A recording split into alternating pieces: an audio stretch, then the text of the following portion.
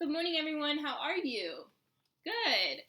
Thank you for joining me here today. My name is CeCe Phillips, and I'm a senior theater arts student at the University of Louisville. Today, I'm going to talk to you about homelessness in the United States. First, I'll give you statistics and background information about the rise of homelessness. Second, we will explore the criminalization of homelessness. Then we will move into relief initiatives, speaking to what didn't work and what did work. And through this analysis, I'll offer possible solutions that would, over time, alleviate the homelessness crisis. Through your support and assistance, we can raise awareness and provide relief to homeless people in the United States. So let's begin.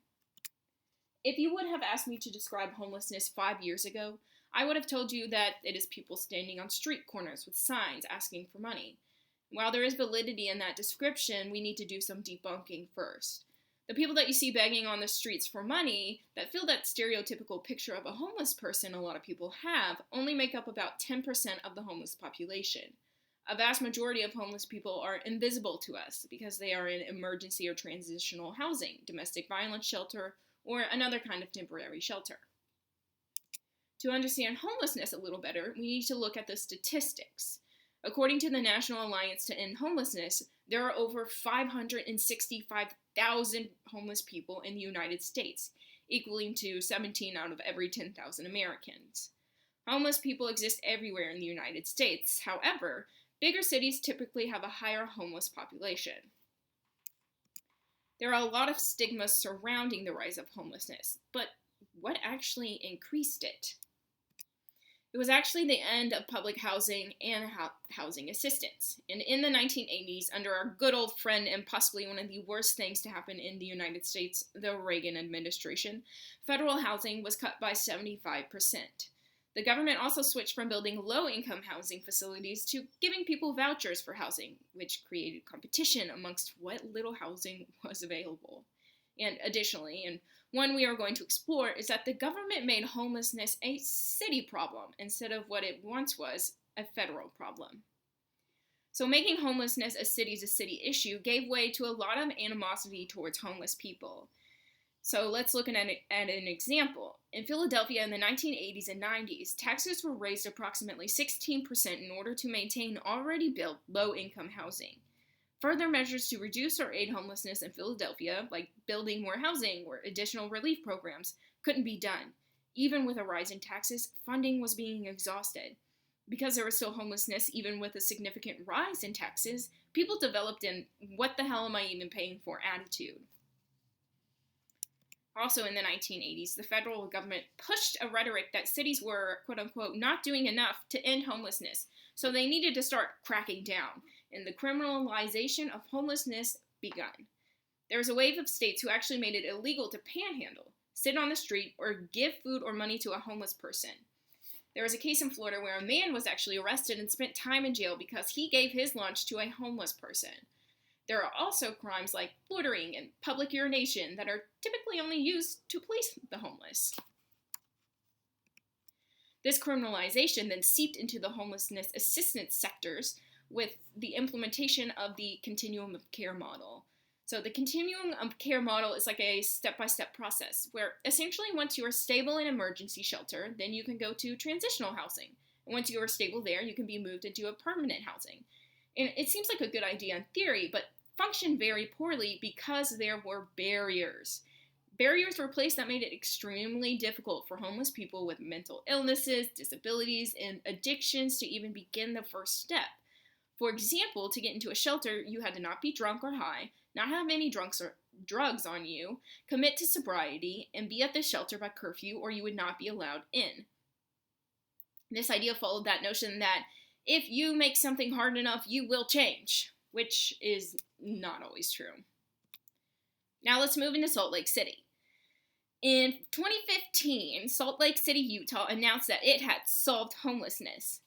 So in 2001, Utah actually did a project called Pathways for Housing, and the idea was to provide homeless people who were what they deemed the worst of the worst, meaning those unable to make it out of homelessness.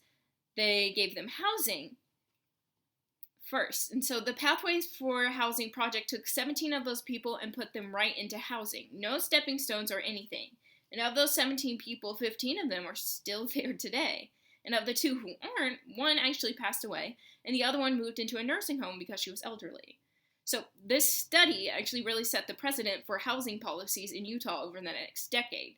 So Salt Lake City implemented something called Housing First, which essentially is the exact opposite of the continuum of care model, where homeless persons are given housing first, and then you work on everything else, such as drug addiction, mental health, etc. Success in the Housing First initiative led the state of Utah to declare in 2015 that they had solved chronic homelessness, when they really didn't.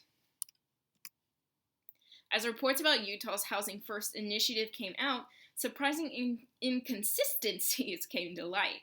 One way that Utah was able to declare that they had solved homelessness was by redefining chronic homelessness. Previously, people who were living in transitional housing or government-provided housing but still did not have a permanent residence were considered homeless. During the Housing First initiative, Utah decided that they would no longer define these people as homeless, which led to an inconsistent plummet in homelessness. The other way they redefined chronic homelessness was by miscounting the number of homeless people among the state. So the way that homeless people in a city are counted is by a large group of volunteers go out to a city 3 times a year and try to count how many homeless people they can find. And once they have that initial number, they then add in the people that are in assisted housing, and further add some more to try and account for the people that they might have missed. However, Utah did the initial count with volunteers on the streets like I described, and then stopped. So, looking at Salt Lake City, you might say, yeah, of course they failed, they misreported. But that's not entirely true, because while there was a scandal surrounding the ways homelessness numbers had dropped, the Housing First initiative did work. In Salt Lake City, 93% of those who were part of the Housing First initiative are still in permanent housing today. This success became misconstrued because of the countings Utah did. The general public could not look beyond. So, as you see on this slide, what can alleviate homelessness in the United States? And let's look around. Salt Lake City was not the only city to implement the Housing First project. Over 300 cities did, actually. And unfortunately, all of them declared the Housing First initiative to be a failure because they did not solve homelessness in their city, even though in all the cities that participated, chronic homelessness decreased by 90%. The Housing First initiative works. But the Housing First initiative is only one thing, and it is not going to completely solve homelessness. Police reform surrounding the criminalization of homelessness will also help. Homelessness is a compound, so let's look at an example. Say you're homeless and arrested for something like public urination. Then you're given a $40 fine, but you're homeless and you can't pay the $40 fine. Then you're issued a warrant for your arrest, but you don't have an address, so you don't find out about the warrant. Then a few months later, you're arrested again, and you're informed that there's a warrant for your arrest, so now you have to spend the night in jail. Afterwards, you have to go before a judge, and they say, well, you have a warrant that you didn't adhere to, so here's a bigger fine of $1,200. Again, you can't pay for it, and a few months later, you're arrested again. You go before a judge, and they tell you, well, since you can't pay these fines, you must do volunteer work. Yeah, you can't show up for your community service because you are homeless, and you don't have adequate transportation or are suffering from an addiction or not in the mental state to know what is going on around you. And the vicious cycle continues until you are arrested, in jail, and cannot climb out of the system. Police reform surrounding homeless crimes can drastically reduce the amount of homeless people that end up in jail or prison for reasons surrounding that they are homeless. Permanent housing solutions and the decriminalization of homelessness cannot be implemented without adequate funding. And one major reason organizations in the homeless relief sector cannot do more to aid homeless people is inadequate government funding. I am coming before the World Congress of Sociology today to ask for support in demanding more funding be allocated to homeless relief sectors. Relying on the general public's goodwill to give their money and time to aid the homeless programs is not enough. We must push for federal government's financial support. Without it, homelessness in the United States will never drastically decrease. So, with the implementation of greater permanent housing relief programs like Housing First, the decriminalization of homelessness, and an additional funding, homelessness in the United States could drastically decrease over a 20 to 30 year period. 30 years. That's a long time, isn't it? Yes, it is, but in the earlier models of the Housing First initiative, cities rolled out a 10-year plan to solve homelessness, which didn't work because of the misconceptions surrounding the program, of course, but also because 10 years is not enough time to make drastic changes that would reduce homelessness. Additionally, the warning surrounding steps being taken to reduce homelessness needs to change. Homelessness may never be solved in the United States, and in a capitalistic society, there will always be great financial issues, and somewhere across the country, one person may be without a home. However, if the government is realistic and transparent with these plans, reducing homelessness can be a success. Congress. Today we have examined the ways in which homelessness increased in the United States. We looked at the Reagan administration and how the federal government perpetrates homelessness today. We moved through initiatives to end homelessness that did not work and presented a combination of plans that would greatly reduce homelessness in the U.S.